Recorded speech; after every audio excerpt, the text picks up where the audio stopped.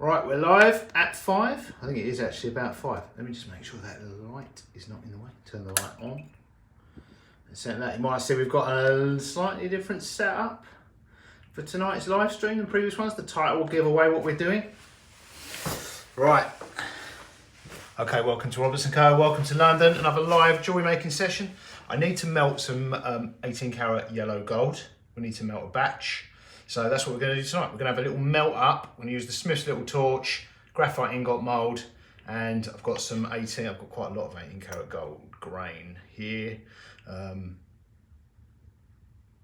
So first of all, I'll just tell you why we're doing this, and then we'll actually do it. If you watched yesterday's live stream, I made 3 18 karat yellow gold D-shaped wedding bands. They're pre-polished now. They need to go for hallmarking, then be finally sized and then polished before they go to customers. So there we go. But I've run out of the wire to make these, the 18 karat yellow gold wire. I've also run out of the wire to make the 2x1mm quartz section. So we need to make wire, which starts off melting gold, turning it into an ingot, and then we turn the ingot into the wire that we then turn into these rings. So this is the start of the process. This is how you make jewellery from scratch. How I make jewellery from scratch. If you're watching this because you're making jewellery, interested in making jewellery, I didn't start out being able to do this, and I wouldn't recommend, like, my education was very much reverse engineered. And if you're thinking about making jewellery, especially if you've got a lot of resources, if you don't, you'll have no choice. But if you do have a lot of people get into jewellery making with a lot of money behind them, you know, there's a lot of rich kids that want to be, for some reason, think they want to be jewellery designers. But trust me, a jewellery workshop is a very different environment to a Cartier boutique. Not a lot of them last, some of them do last, but not a lot of them last that long, or they literally just draw pictures and get someone else to sit in the workshop and they just flounce about in a shop that daddy bought. Little bit envious of that lot, but you know, to be honest, I'm not really. They don't. There are benefits to that, but there are also drawbacks. They don't have, generally speaking, people with, not always, but they often lack the ambition and the hustle of people born broke as a joke, like me.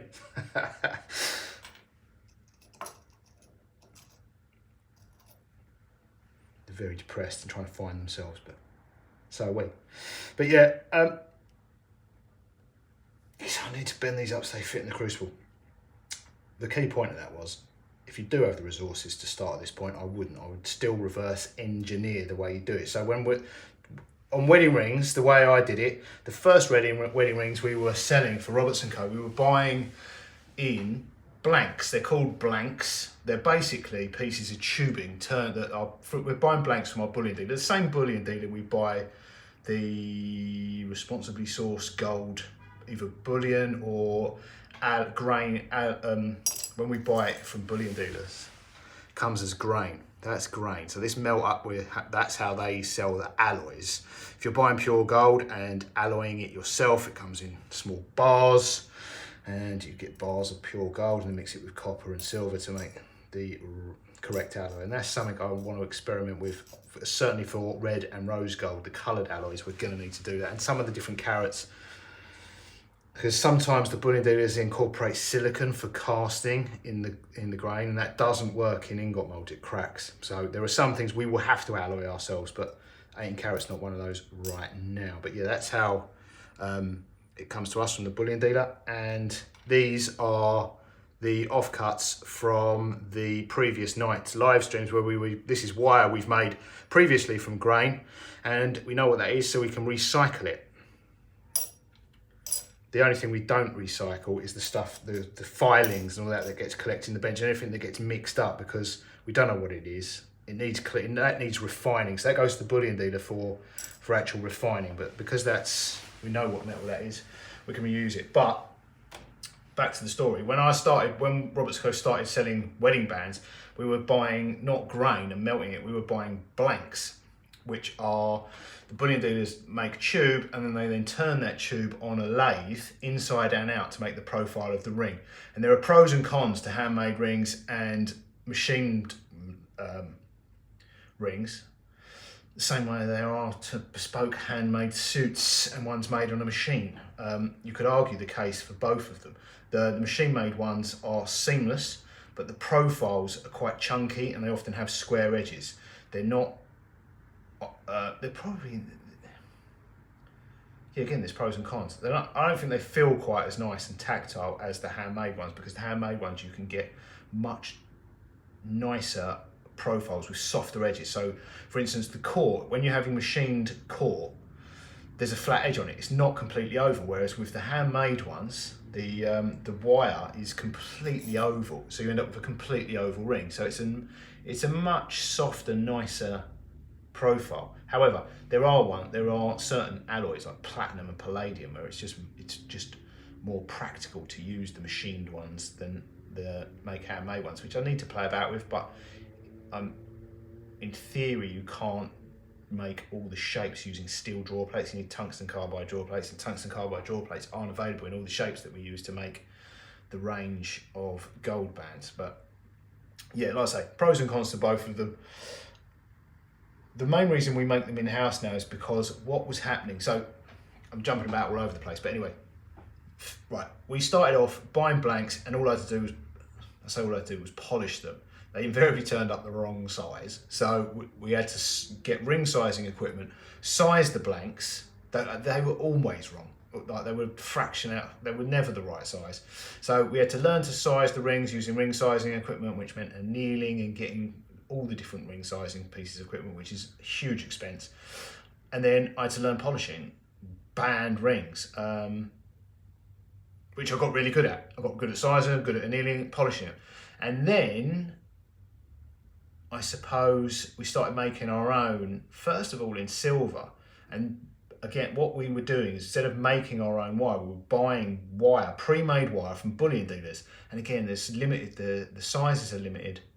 But you could get 2mm-D, 3mm-D, 4mm-D, but then you can't always get the percentage profile you want, like 50%. Like you can't get 2x1. So they're always slightly, the bullion dealers are predicting what you can get off the shelf. However, the good thing about those wires, like say they're 2.3 by 1.5, the next step then is, once you can make rings, solder them together and what have you, size them, polish them in-house, then all you need is a draw bench and draw plates with the different profiles, and then you can take that 2.3 by 1.5 and make that quite easily. Well, I say quite, you then learn to use a draw plate and draw bench, and then you can then turn that into 2x1 or 2.1 or 2 by 1.25, and you can get court. You can get court profile draw plates, because you can't buy court wire from bullion dealers at the moment. And then you can get the court one. You can buy round wire and turn the round wire into court. So then then the next step after you've learned to do those steps is you need to learn to make the wire, which is where this comes in. And this is a steep learning curve. This went wrong, especially on 18 karat, but it wasn't I don't think it was this, it was skipping the peening process. I've made videos about that. So yeah, the way I learn and the way I'd recommend anyone learns, regardless of the resources you've got, is do it backwards. And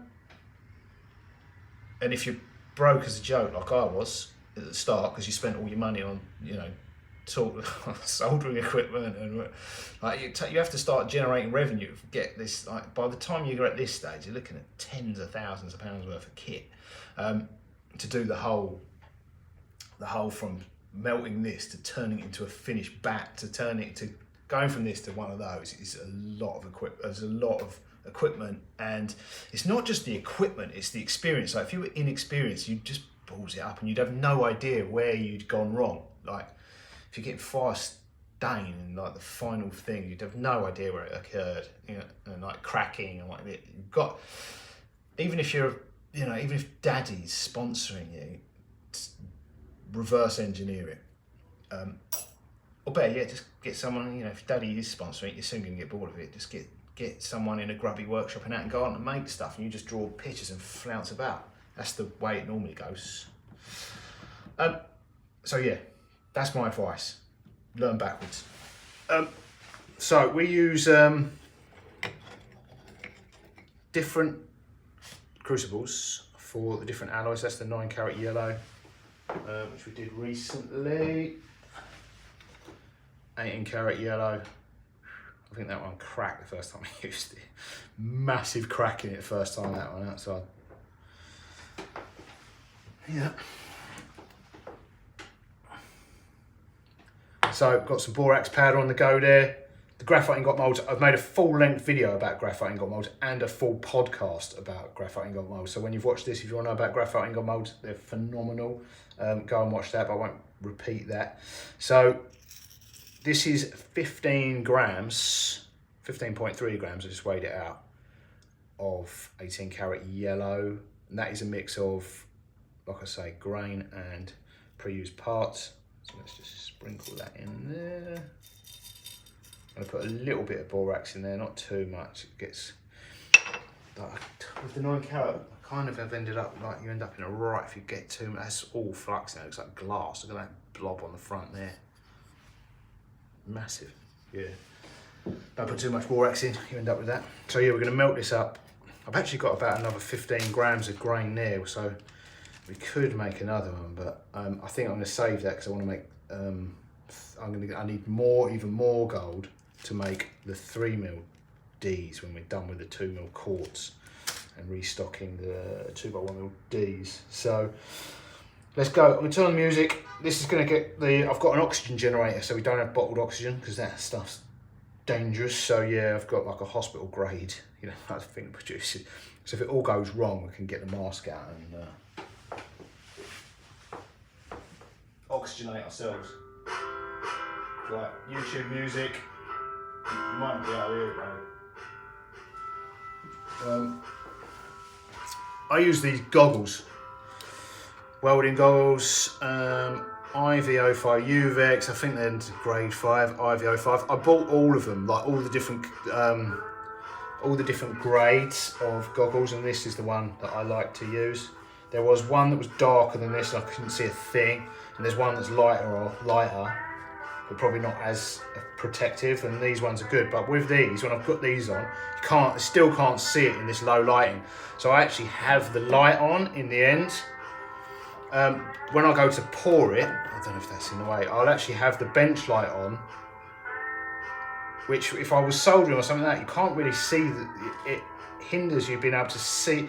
You can quite often gauge the temperature of the gold by the colour. And having the light on kind of messes that up, but otherwise I'm just pouring blind. So this doesn't always go right first time, so we might have to redo it. It quite often goes better second time when everything's nice and warm.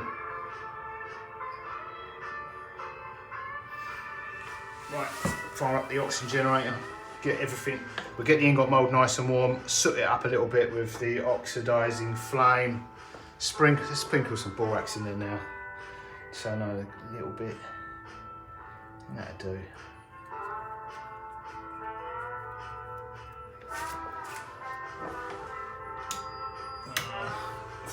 That noise means you're about to die because it's got no power.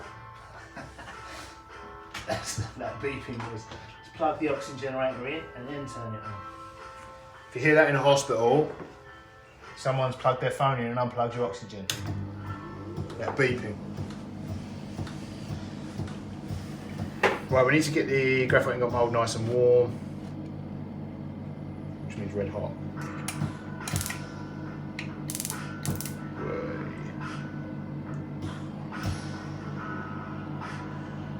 I'll turn the light off for that. If we just use the oxidising flame, it soots up the mould, gets everything like black, and that helps. It's not essential on the graphite ingot moulds because the metal release is it's just old habits die hard. But if you're using a steel or cast iron ingot mould, you definitely need to do this. Get a big layer of soot. Some people use oil. Not an oil fan, but yeah, you can just soot it up, and that will help it release. Oil, I guess even if you're using oil, what you're effectively doing is getting the same thing. This is just a thin layer of carbon. You oil it up, you're getting a real thick, heavy layer of carbon on there. When you burn the oil, it's just carbon. And it helps release, otherwise it gets stuck. Although generally speaking, when everything cools down, you're alright.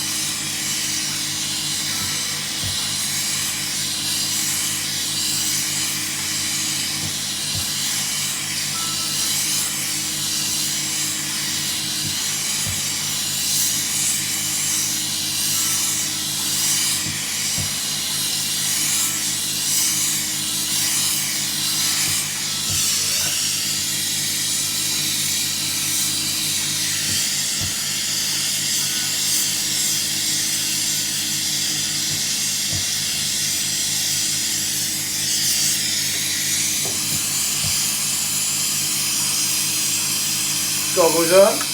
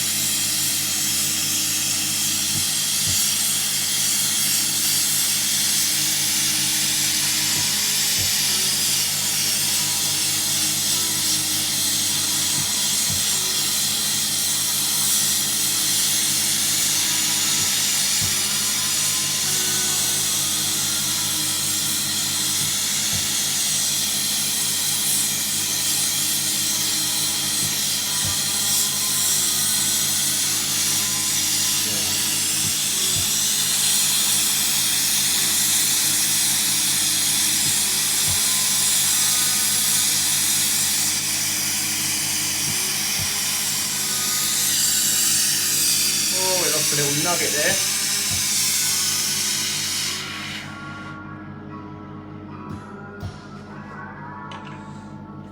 Let's see how that looks.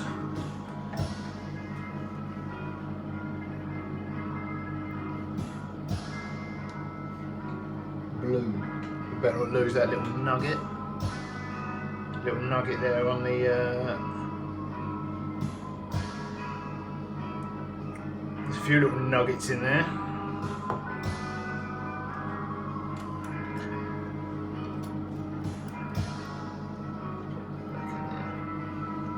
That'll go in the next melt.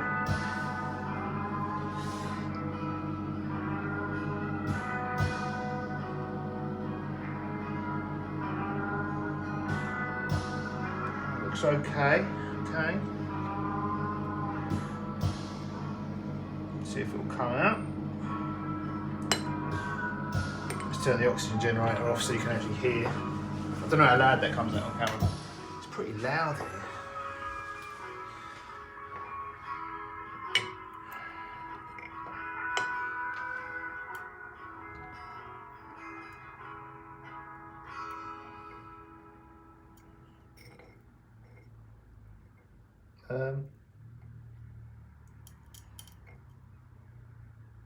There's a hole in the bottom. There's not a hole, there's a piece of porosity, which I don't like. This is going to be roasted up, but I'm going to remelt that. I'm going to try and do this without dropping it, because it will just stick to whatever I drop it on. Right, I've got a good grip on that.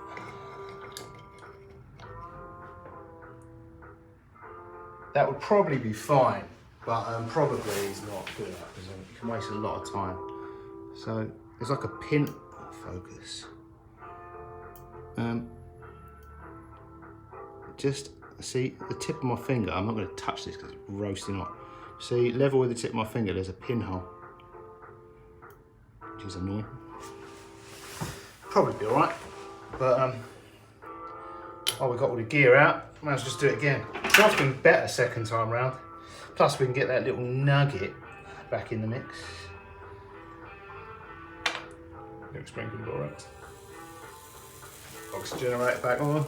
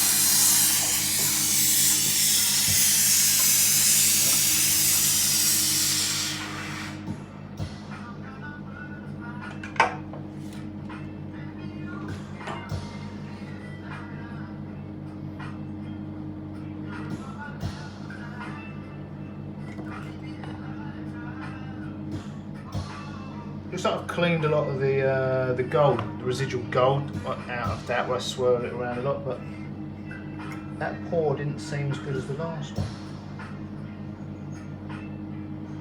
It's gone multicoloured. There's a little bit of, I don't know if that's flux or what, but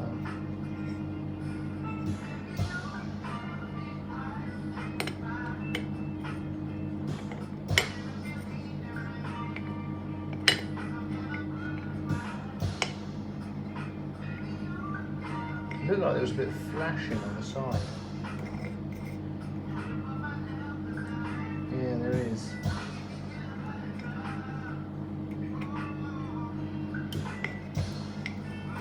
I'm going to do it again. Third time lucky.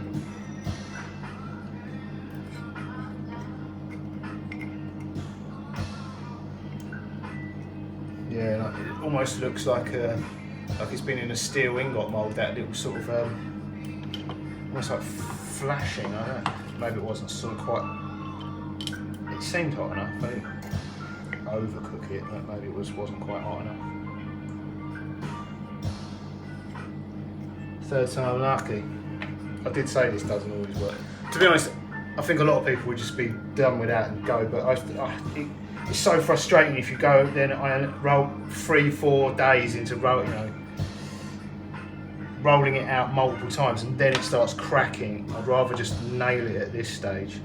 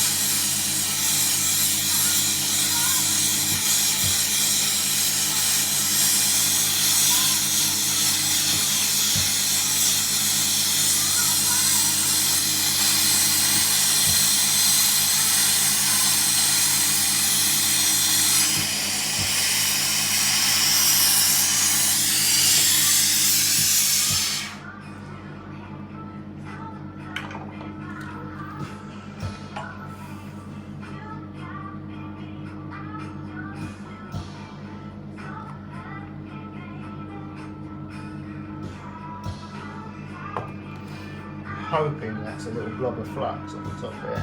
That's a bead of gold. There's quite a lot of flux on this now, too much.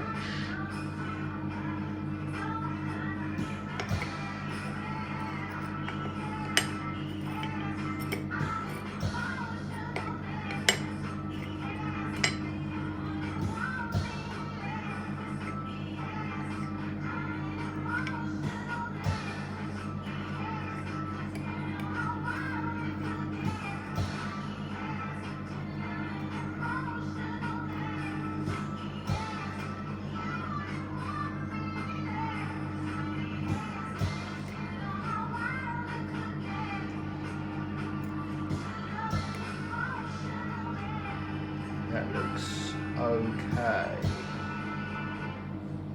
I'm hoping that's a little bead of flux on the top there.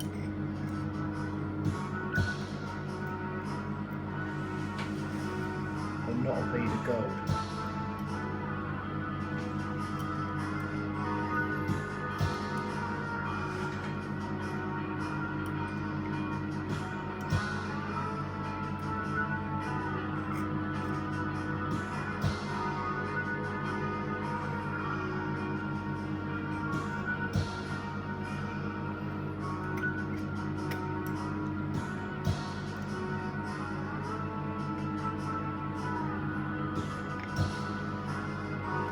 Right, third time lucky. I'm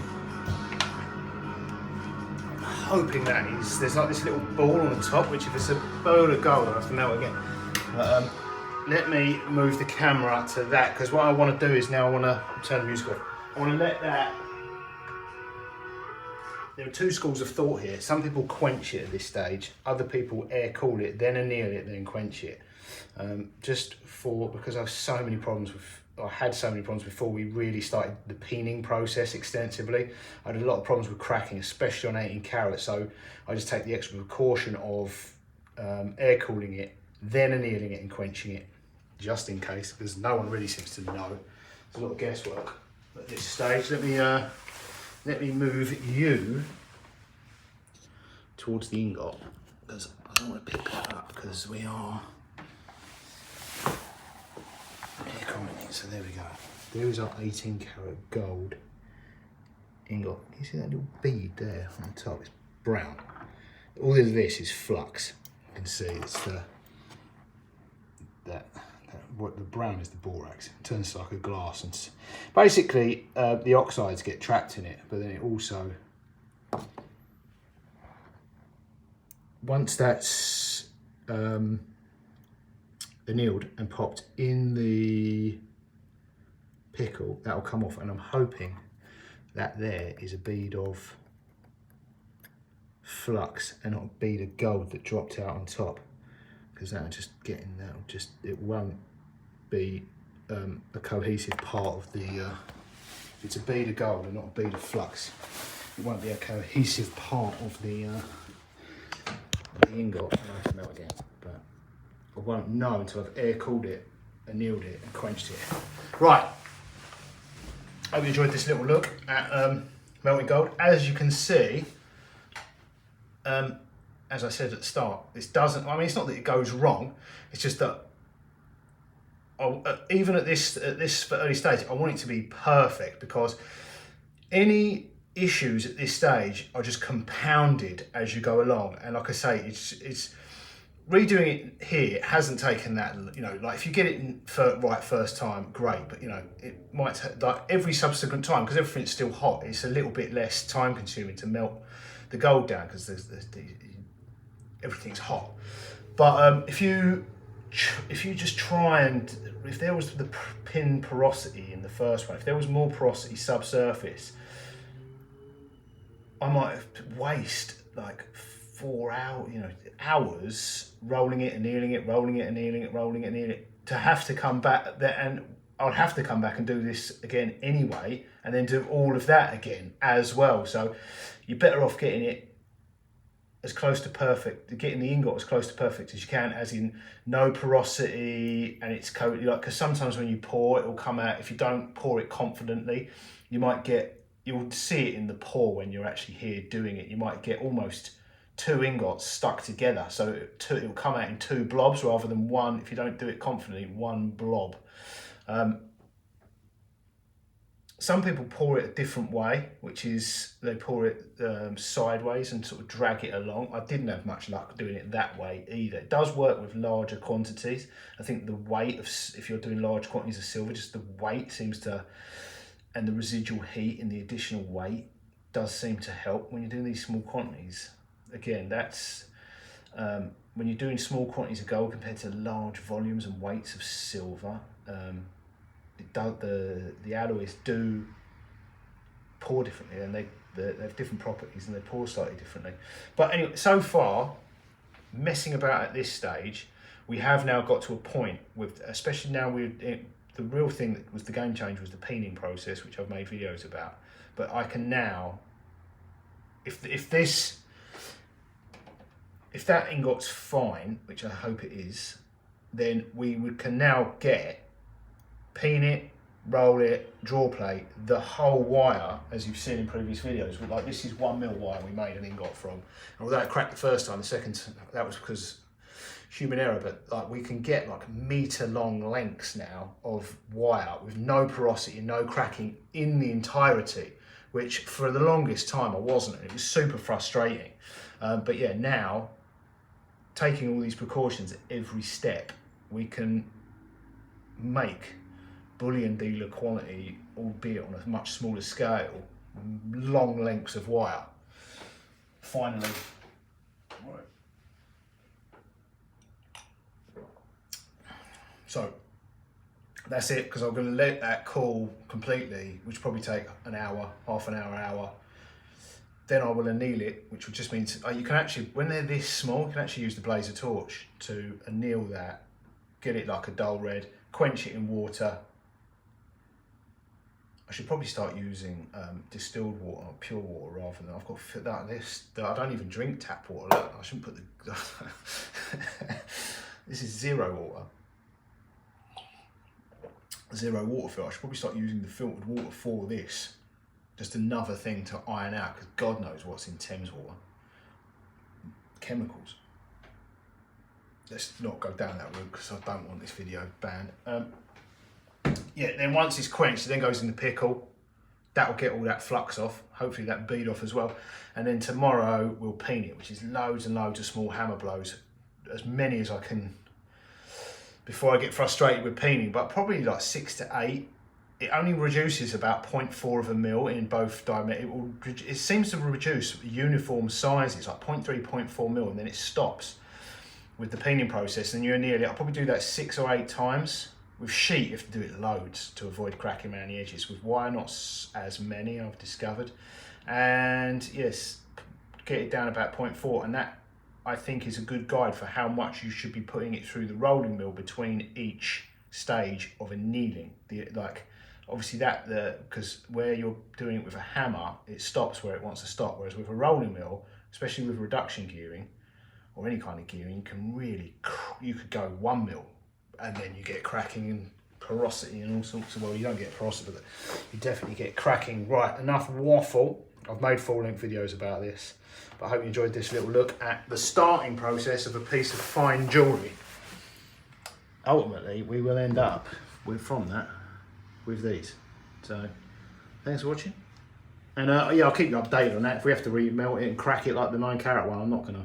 There's no point in hiding it. It's content. I'll show you. We'll redo it. So thanks for watching. I'll see you in the next one. Toodles. Also, there's no point in me I was frustrated because I'd rather share the mistakes and like the frustrations, because I wish someone had done it when I was looking to learn how to do this. Because everyone's just you never see the fails on the internet, do you? Everyone's marvellous and nothing goes wrong, which, as you can see, the reality is far from it. I'd rather see I'd rather learn from other people's mistakes than spend all the amount of time I did on very expensive 18-carat gold. So, yeah, it's probably more helpful sharing the balls ups than the successes. Right, see you tomorrow. Toodles.